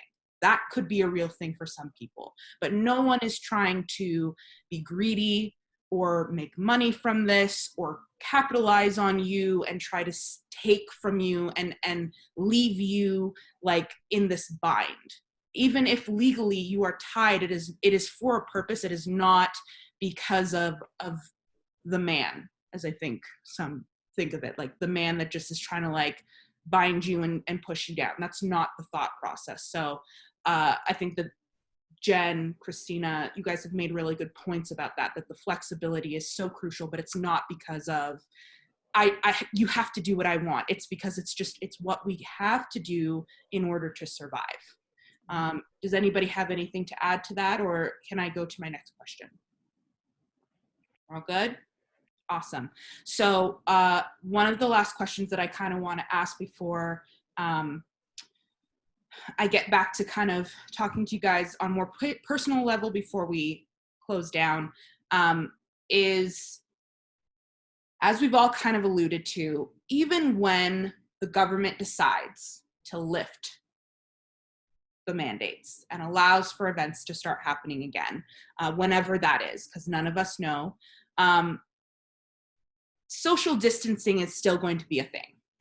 And it's going to be a very prevalent thing. And I think it's going to be, I mean, in New York right now, they're talking about how masks are now mandatory. You can't go into certain shops like without masks on. You can't go to hospital. Like there's certain things that they're putting in place to be like, you have to do this for us to be able to protect our citizens. And I think that Ontario and in Quebec, I think Canada, we're going to be doing that. So Jenna, from the venue's point of view, how do you think, how do you predict, and of course you cannot know, but what's your gut feeling as a person about how social distancing is going to be executed, or what we might be seeing at weddings going forward, at least from the venue's point of view? So, I mean, right now, I mean, like you said, this is all just kind of a prediction with the social distancing coming for events, which 100% is totally likely going to be the case. What I predict is that, you know, even when the economy starts back up again and non-essential businesses can start running a little bit more normal than what we've been doing for the past month or so, there's definitely still going to be restrictions when it comes to gatherings. You know, we've already seen it with the City of Toronto with public events. All public events are canceled up until June 30th. Yeah. So likely there will be some kind of restrictions surrounding private events moving forward, and it'll kind of be released in stages is what I'm thinking. You know, maybe once the economy opens back up, we can have gatherings up to 20 people. Once a couple of weeks go by, then we can do 50 and then 100 and so on. So keeping that in mind, I mean, venues definitely need to be flexible with, you know, minimum head counts, minimum food and beverage spends, things like that. You know, it's possible that some venues, instead of doing like an overall minimum food and beverage spend, might switch over to a per head minimum spend, keeping in mind that, you know, guest counts may go down, especially if there's some kind of government regulation going on. What I think will be happening is that, you know, if there are regulations saying that we do still need to social distance, even with private events, that venues will be kind of lowering their capacities, their maximum capacities, in order to accommodate that social distancing. Right. So for example, you know, if you have a venue that can seat up to 140 people for a sit-down dinner, maybe now those numbers will be more so looking like 100 people, so that, you know, instead of seating 10 people at a table, we're seating only 6 people at a table to make sure that you are social distancing. Yeah. So definitely capacities will probably be the number one thing that you will see changing moving forward with venues for as long as the regulations are in place. Right. Obviously, there will probably be some kind of extra equipment being used as well at venues. You know, we had a wedding on March 14th, kind of before everything shut down. Right. And there were bowls of hand sanitizer everywhere for people to make them feel comfortable. No masks have been used yet. I mean, like, that's definitely a possibility as well. Maybe all the servers will be wearing masks, banquet staff wearing masks. Kind of too soon to say for that. Again, it really just depends on government regulation, but events will definitely be looking different for probably the next little while. And definitely the size and scope of events and capacities will be the major difference in all of this. Yeah, I think that's a really great point. And I agree. From my own speculation, that's what I was kind of thinking. So it's really nice to hear you're speculating in the same way. And I think that wouldn't be bad. Like, I think of that, and I think of the suggestions that you're saying, or the speculation that you're saying. And personally, it doesn't make me sad. It like makes me sad in the sense of, if you had a very, very big wedding, or you had a lot of people to invite, that's sad. But there's something great about small weddings too. There's not, you shouldn't be negative about that. So I think your suggestions and the kind of picture that you paint, at least I look at it, and I think Ashley and I are kind of similar in this, where it's like, that can work. That can be really, really great. So yeah, thank you so much for sharing that. For the rest of, for my photographers, how are you thinking you're going to have to involve, because I've been at weddings with you, Julia, and I can assume it's the same for you, Jen. You getting close, and you get these really intimate pictures. Like, how do you think that social distancing, once you're actually able to get back into the ring and be doing this, how do you think it's going to affect you, Jen? It's so tough this was one of the, just, I think Julia and I were kind of chatting a little bit beforehand about this, before we started recording, just kind of, it's something that it's so early on that I honestly have not even really been able to like map out in my mind. Like, I don't know what these events are really going to look like. And in terms of like engagement shoots and stuff like that, like, Great. I think, we can certainly, we have the ability to shoot a little further back and just be more mindful and clean our gear. Cause like our stuff, we're constantly, it's right by our piece all the time. So I think there's going to be stuff like that we can for sure implement. But I was just actually, when Jenna was talking about the events, if it's okay to kind of switch to that mode instead of the shooting mode. But I don't think, I think that once the events are back and they're happening, if it's 50 people or 100 and people are having their wedding kind of more or less as planned, I do think, I agree, the venue will probably have a lot more protection for the workers and people who are, in the service industry. But I actually foresee, I don't think that the event is going to look that different. I honestly don't think that you'll be seeing a lot of guests wearing masks or gloves. Like, when people are with their families and their loved ones because they trust them and the virus isn't invisible, like, I just don't think that that's going to really be visible on a wedding day. Like, I think that people are going to say, oh, like, I know you guys are safe, you guys are fine. Like, I actually think that's going to be one of the more risky things when it starts up again, because people they trust their families, they trust their, trust has nothing to do with it, but they, Right.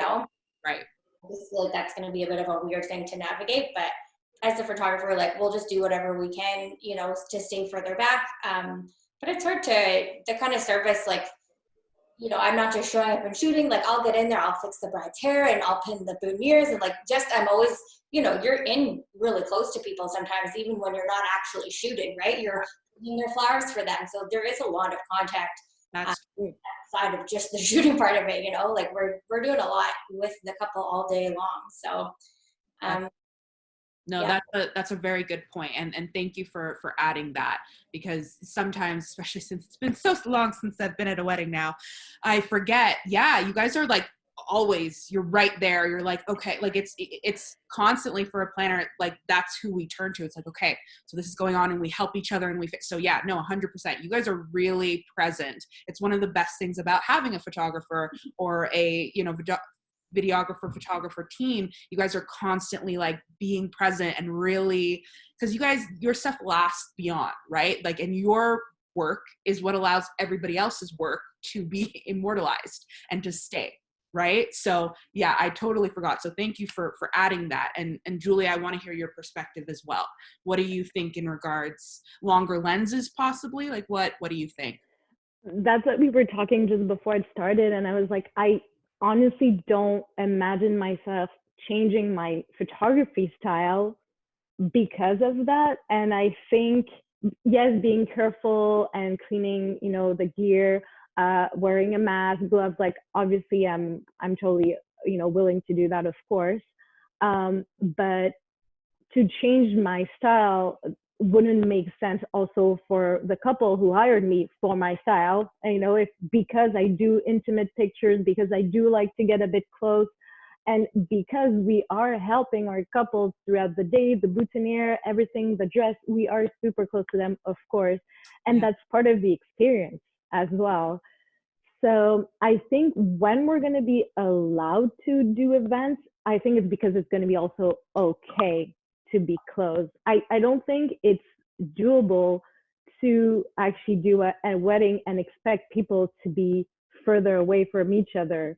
And then the whole point also of a wedding and the celebration, it is to be close to people, to dance, to hug, to kiss.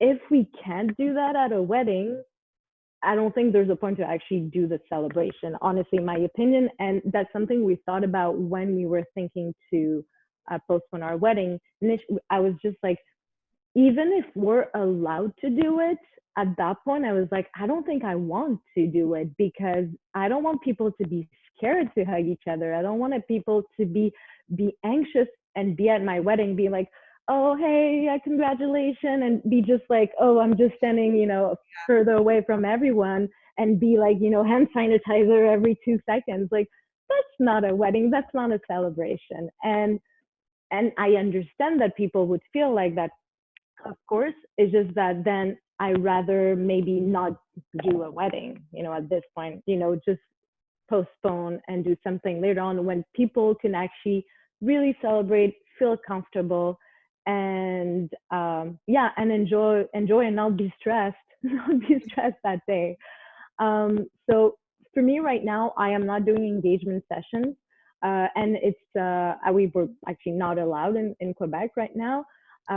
So I had engagement sessions planned in starting in like 2 weeks. I am postponing them. We haven't found dates yet because we just don't know what's going to be happening. So I'm just not shooting for now. So unless I'm allowed and that it's okay, then I will be starting. But just right now, we're just awaiting the government decision. So, right. Yeah. Jen, is it the same on your point with engagement shoots and stuff like that? Has that all just been postponed and pushed out? Oh yeah, because I'm not an essential service or an essential business by any means. So Right. I think I would be, but certainly no. Right. Yeah. And I mean, it's interesting you both say that, because I have spoken to other photographers as well. And I know some people at first were going to continue. Mm-hmm. And I know that some couples that I've spoken to were like, well, why not? And I was just like, and it's this weird thing where I'm like, well, they're going to get too close to you. And they're like, well, yeah, but they could just stand over there. And I'm like, it's more complicated than that. So thank you for making that point, that, you know, you guys get really close. There's a purpose for that. You're in a non-essential service, and every photographer who is honoring that's the wise thing to do. It is the right thing to do, and it's the safe thing to do. And to Julia's point, there's a magic. It's a part of the experience. So you guys want to do the best that you can do, and that includes being close. That includes, you know, getting into each other's spaces. So thank you for sharing that. For my planners, I come at this from a very different perspective, because I am an immunocompromised person. So I think about going to a wedding afterwards, and I'm like, do I wear a mask? You know, am I, you know, because I'm going to be, to Jen's point, where it's like, you know, the bride and groom, the family, they feel comfortable with each other because they're like, well, we're all family. We all know each other. So that's where the risk will come in for them, because they're like, well, we're fine. Like, we know each other. I know where Uncle Joe was. I know where this is going on, and everybody's here, and this is great. For me as a planner, and for the photographer, you guys have kind of talked about it, cleaning things a little bit more. It comes in contact with your face. Are you guys feeling like you might have masks for you and your assistants? Or you feel like, what is your feeling about how you'll navigate being back in that space? Let's start with Ashley.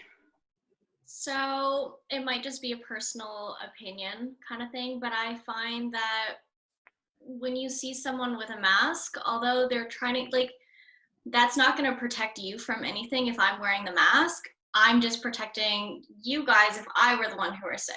So in my mind, when I see people wearing masks, I automatically assume that, you have something that you don't want to give to everyone else. I think that if myself and my assistants were to be wearing really cute, like labeled masks with my logo on it, I just think that it adds a bit more fear to everything and reminds everyone of what we've all been through and just kind of takes away from the entire experience. Right. I believe in using hand sanitizer. I mean, I put those in my bathroom baskets. My emergency kit is filled with it. I've got a keychain to my pants. Do that. Keep your hand sanitizer. Keep washing your hands. Don't touch your face. Mm-hmm. I just think, in my personal opinion, that the masks are overkill, especially if we are allowed to start doing events again.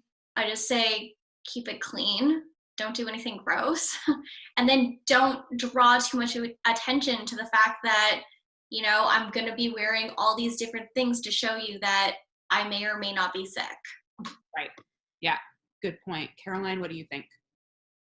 I mean, since the wedding is, very family related thing, I agree that, maybe the masks aren't appropriate if you're around family. It's like when you're at home, you're not wearing a mask inside your house, right? So if you're at a venue and you're with family, it's kind of like you're at home. So I don't think a mask would be appropriate. But, I think I have asthma, so I also am a little concerned with this.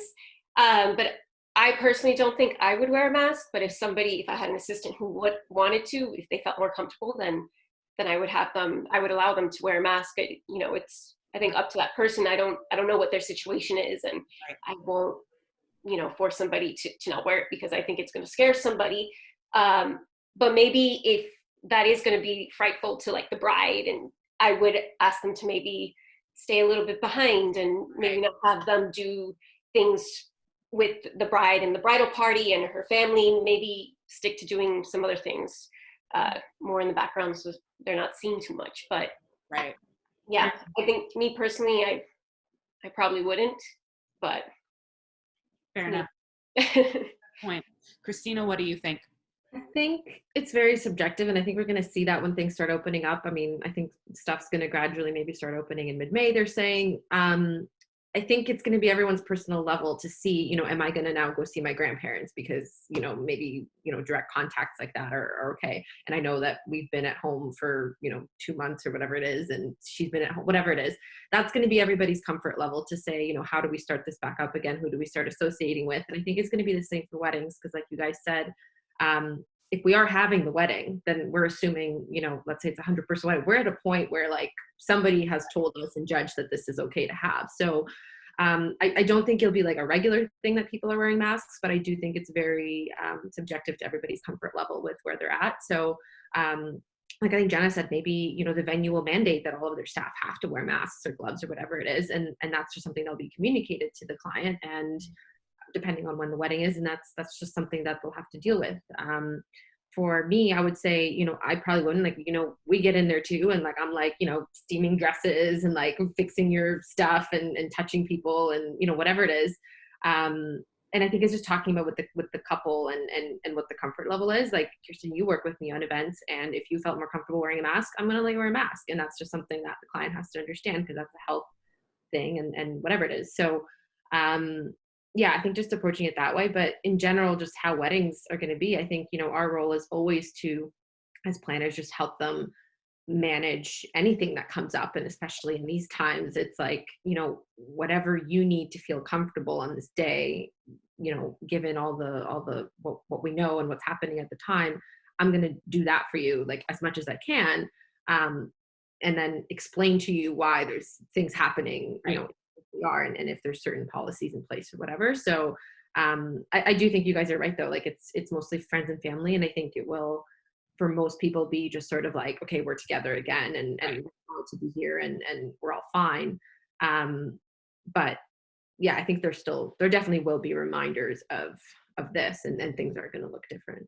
So. Yeah. I think you've all made really good points, and I think that it is definitely going to be subjective. And I think that it is going to be about people's comfort levels and stuff like that. And I think that to Julia's point and to Khrystyna's point is what everybody's really, if we're at that point, it should be because we're safe enough to be at that point. So hopefully that isn't going to, once we're at that point, we're actually going to be able to enjoy what we're doing. We're not going to have the hanging over, the looming of like what could happen, being in contact and so on and so forth. So, I mean, that's fingers crossed that's the plan, and that there's no jumping the gun, and that we're all being very, slow and steady will win this race. So I agree with all of you. So thank you so much for sharing your opinions on that. And I agree. I think that even me, who was like, I am immunocompromised, I don't want to wear a mask around I feel like that's just, I'm going to scare them. But at the same time, to Khrystyna's point, she's like, well, if we're in a situation where like someone's coughing and you're like, girl, I got to put on a mask, I don't know about this. I think like, you have to kind of have this balance of like, okay, what do we feel comfortable with? Because I don't think COVID's going away. I don't think that we're going to be looking at a future where COVID disappears. I think it's going to be a measles thing. It's going to be a polio thing. It's going to be we have a vaccine, but it's not gone. It's just that we've controlled it and we have suppressed it enough that we are safe enough to deal with it. So this path is going to be windy and weird, and we're going to have to deal with a bunch of different things as we get to this next level. With that being said, we're almost ready to wrap up. So I wanted to give you guys, because we've talked a lot of shop, we've talked a lot of business. So I wanted to wrap this up with really allowing each of you to talk about what the biggest personal, emotional lesson has been through this. And I'm going to start with Ashley, because you are kind of the voice for people, engaged couples who are like, well, I'm in 2021. This hasn't really fully touched me in the same way it has for other people. So I want you to kind of share from your perspective, and maybe connect with those couples about, what you've learned and what watching other people go through this, especially your couples, has kind of taught you personally. Well, it's kind of like when it comes down to planning a wedding. When you look at the big picture, it's very overwhelming because there's so many different areas and aspects that will affect you. Take it one step at a time. And I've really learned to appreciate the support that I have through friends and family through all of this, because maybe they're not understanding what you're dealing with on a personal level. And that's something that you kind of have to learn to figure out on your own, and then share that with the couples who are now experiencing what they're going through. So, I mean, take it one day at a time. Remember that, that hashtag that's everywhere, love is not canceled. It's not. It's something that you can really grow from, learn from, and move forward from. And I mean, this whole thing is a learning experience. Every day you learn how to deal with the restrictions that you have, but you learn to overcome it, and you learn to be better and more awesome from it. Amazing. Thank you. Jenna, what is the biggest personal thing that you have kind of learned, and maybe something even that you and your fiance have learned together? I think the main one would be patience. I mean, I will full out say that I'm probably one of the most impatient people in general, but really all you can do at this point is just really be patient. Definitely have that communication with your vendors, with your venue, to kind of see where things are sitting, where they're thinking for your wedding, next steps. But if, it's tough, because in the wedding industry, we're used to having all of the answers for people, and our clients come to us for answers when they're unsure about things. And even as vendors, we don't have all the answers right now either. So I think from a personal level, just understanding that, your venue or your vendors might not have the answer that you want at this time. It doesn't mean that they're not going to eventually. It doesn't mean that, you're going to have to proceed with your wedding of only 50 people when it was supposed to be 200. It doesn't mean that anyone's going to be putting you in that position, but it's just too soon to say until everyone knows what the government's saying. So definitely patience. I know it's tough, easier said than done, but that's kind of what's getting us through right now personally with our own experience. Flexibility is one that I touched on again. You know, obviously, if we were to look back when we first started our wedding planning, were we ever considering having a wedding on a Thursday or a Wednesday? Absolutely not. But just with the circumstances that we're in, we know that, you know, it's probably not going to happen on a Friday or a Saturday. And instead of stressing about that and letting it get us upset, we're looking at, okay, well, what's a solution that if we are getting married on a weekday, what's something that's going to work for us? We're even looking at, you know, maybe even Canada Day next year, which is on a Thursday. It's a holiday. People won't be working. Again, probably not ideal. A lot of people do have Canada Day plans, but just knowing that your guests will hopefully understand given the current circumstances. And lastly, I would say focus on what you can control. There's so many things right now that is just beyond our control. But what we're really doing with our wedding is focusing on the things that we can do right now. So that's like, you know, kind of finalizing the design, working on floor plans. My fiance did a virtual suit consultation the other day. So, you know, like there are kind of ways where vendors are working with their clients to find a solution that we can work on at the moment. So just really focusing on the things that you can complete right now, as opposed to the things that you can't do, I think is really helping us get through this time and should hopefully help other brides and grooms as well. Perfect. Thank you so much for sharing. Caroline, what is some of the things that you've kind of learned and you and Jenny have kind of learned through this process? I think patience is definitely one of those, and just to stay positive that your day will happen. It's not going to happen when you originally planned, but it definitely will happen, and your family and friends definitely understand what you're going, like maybe they don't understand personally what you're going through, but they understand that, you know, you've had to change plans due to something that's out of your control. Mm-hmm. You know, I think we have been in a relationship for 8 years, going on 9 years. And we lived apart. We did long distance for 4 years before we got engaged. So we were ready to get engaged and to get married, to take this next step. And then this happened and kind of, you know, put everything on pause. But, you know, we're still going to get married. And maybe it's not going to be what we originally planned, but you know, it will still happen, and love continues. So, yeah. No, thank you, Jen. What do you think? What has been the biggest thing that you have learned through this process? I've just been trying to focus on just finding the silver lining in every sort of twist and turn throughout this whole the last month. My fiance and I, we have, you know, had a lot of discussions, as I'm sure all of you guys have with your partners, just about what is really the most important thing to us when we do have our wedding day, and, you know, things like that. So we're just trying to kind of find the silver lining whenever we can. And also just sort of making sure that, you know, in your interactions with your own vendors and your clients, I'm just really trying to make sure that every time I sit down to write an email, it's from a place of understanding and, you know, compassion.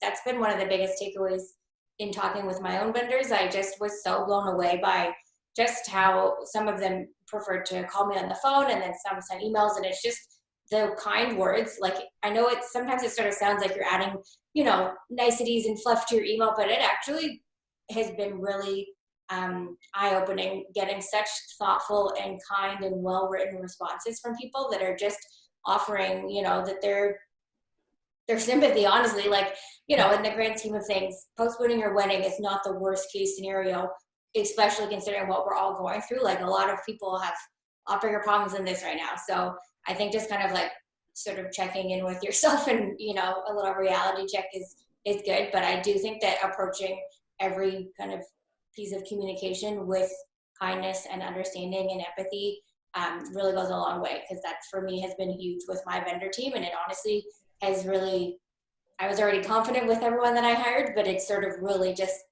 cemented that for me. Like, yes, these are professionals. They, they care about us. They care about their work. So that's been really, really helpful for me. So just being positive, trying to find the light in the situation, and yeah, just really coming from a place of understanding. Amazing. Thank you. Julia, what has been the biggest lesson that you have learned, the biggest thing that you have been dealing with your fiance, and that you're taking away from this? So it's about what really matters in the end. Really just some details that are not really important, and to focus, to forward, to, like I think Jenna was saying, to know what you can't control and know what you can and make the best of it. Mm. It's really about that, changing how your mindset. At first, I was really not there. I was being very kind of negative about it, and we had talks with my fiance, and I slowly changed my point of view. And what we did, actually, we made like a kind of a list of pros and cons on about postponing, and to see that there was actually a lot of pros. There was actually a lot of good things. Like, one thing, for example, is that we got engaged last April. So I didn't have that much time to plan the wedding, with also, getting very busy with my clients and everything. And I knew in my head, before all of this happened, I was actually thinking, oh, I wish I had more time. Now I have. So I was actually like, well, I actually have more time to plan some different things that maybe, I couldn't have. Like sending actually a printed save the date. We didn't do a printed one. We did an online one, which worked really well. It was very practical. It was affordable. But now it's like, well, I actually really want to send a really nice save the date so people can put on their fridge, or just, as a keepsake, whatever. And we're actually going to be doing that. And it got me excited again about planning the wedding. It, less stress as well. Like, I'm not stressed anymore really about it, so that's a good thing. And also, focusing on the business side also of it. Like, okay, yes, maybe my next wedding will be in August. We don't know. But in the meantime, I am working on my business, on my marketing, on doing a new website.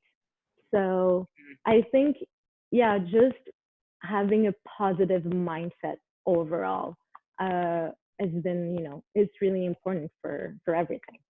So, yeah. Thank you. And then last but not least, Khrystyna, what is... Oh my God. Julia, this has been a big thing. Hits it right on the head. I was like so not the positive person, which was so hard in the beginning because like, I'm a planner. People come to me and I was like, okay, like I was so good with other people and being like, this is the plan. Like, I got you, this is what's happening. And then just, it hit me so much personally to just be so like upset and grieving it, and knowing, like, from like a very logical point of view, hearing people say, it's still going to happen. It's still going to be beautiful. It was great. It just, like, in my anger was like not helping me. Like, I think Julia said, I was watching like a wedding movie would come on and I'd be like, no, or like, my feed is all weddings. It was just like this like moment of like, how do I get excited about this again? And I think that's what I learned, is like approaching it with people from a very empathetic place, and just knowing that maybe you're not at the, finding meaning in things stage yet, or like accepting this is like the good things in it, because maybe you just haven't gotten there yet. You will, like, I did, but like, it just took me a little while to kind of sit there in my little bubble of like being sad and upset about it. But then just kind of, taking the greater, putting it in perspective. And we live across the street from one of the hardest hit long-term care homes. So I have news trucks, ambulances, everything here every single day on my street. So just to like look out the window and see that when I'm, freaking out about my, that kind of also pulled me out, and it was just like, okay, like you're very lucky to do this. You're very lucky to just like have, again, this perspective and all this. So you know, and then just the other side of, you know, being a planner, getting super excited about planning this new like backyard little wedding thing that my friends were like, wow, you would have never like, you know, planned for that originally, but now you get like, you know, all types of weddings. You'll get your church wedding next year and your big venue party, and then you'll get your little intimate backyard thing, which is, again, for me, so exciting because now I get to plan this stuff and figure it out and design it. So that really is what took me from not being stressed about it anymore. It was like, okay, this is like done. We made the decision. We moved the date. Now I have a new thing to focus on. So that's been really driving me. And like Julia said, just kind of focusing on the business side. But with Nick, yeah, I mean, sitting down and us even having this very, you know, personal discussion, whereas the first time around, it was just sort of like, okay, we knew we're getting married in the church. We knew, you know, we knew all this stuff was happening. But this was really like a really nice moment to say, okay, before we talk to parents, before we talk to anybody and tell them what's up, like let's between us figure out how we want it to look. And I mean, I think he was just like, can we just do the backyard thing? Like, is this like, just do this? But that was one of the first things he said was like, can we still just like get married? And I was like, wow, this is pretty great. Because if we can figure it out in 2020, like that'll just be our, you know, that's the way it happened. And like I said, I think to Kirsten before, it's all gonna be backwards because we're probably gonna do our honeymoon next year before the wedding and like, you know, all this stuff. But it's just, you know, it definitely puts something into perspective to say, you know, I'm sure, you know, we've all been together about partners for whatever time. There's things that's happened in the past that we've had to work through. There's things that are going to happen. Maybe this is like a nice big test for our, you know, first big test for us, or, you know, how we deal with like communication and making these kind of decisions. But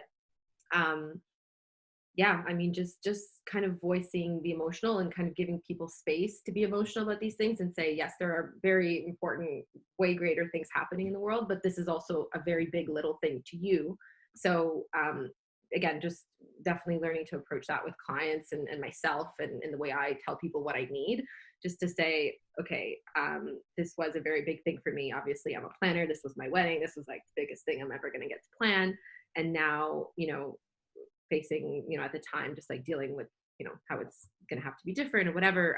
Just like trying to say, I know you might not understand, but I need you to like hold that space for me to like be emotional about this. So just passing that on to how I deal with clients as well, and just telling them it's okay to be emotional with things. But then, you know, there are so many amazing positive things that you can choose to focus on and choose to, that you can kind of, like you said, control. So just kind of pivoting to that, I think that's been the biggest lesson, is to say, okay, now I'm going to be able to tell people I've managed weddings through COVID and my own weddings. So you know what, we can handle any issue now. So. Yes.